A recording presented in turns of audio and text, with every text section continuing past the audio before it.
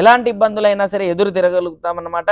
ప్రత్యేకించి వీరికి బుధుడు ఉన్నాడు కాబట్టి అష్టమంలో బుధుడు ఉండటం వల్ల విష్ణు సహస్రనామం పారాయణం చేయడం, విష్ణు సహస్రనామ సంబంధించింది విష్ణు సంబంధించింది దైవతార్చన చేయడం, అదేవిధంగా ప్రత్యేకించి నృసింహస్వామి దర్శనం చేసుకోవడం, విష్ణు దేవాలయ దర్శనం చేసుకోవడం, గణపతి ఆరాధన చేయడం, గణపతికి ప్రత్యేకించి బుధవారం రోజు లడ్డు సమర్పించడం, ప్రతిరోజు కూడా ఒక లడ్డు గణపతికి సమర్పిస్తే మీకు ఖచ్చితంగా కూడా ఇప్పటి వరకు ఏదైతే సమస్యలు ఉన్నాయో ఆ సమస్యలన్నీ కూడా ఖచ్చితంగా తొలగిపోతాయి.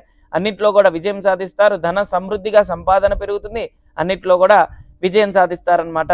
అదేవిధంగా మీకు జన్మంలో కుజుడు ఉండటం వల్ల క్రోధ ఆవేశ లోనవుతూ ఉంటారు కాబట్టి దానికి ప్రత్యేకించి సుబ్రహ్మణ్య అపరాధ క్షమాపణ స్తోత్రం అని ఉంటుంది. అది ఖచ్చితంగా కూడా చదువుకోవడం వల్ల అన్నిట్లో కూడా విజయం సాధిస్తారు.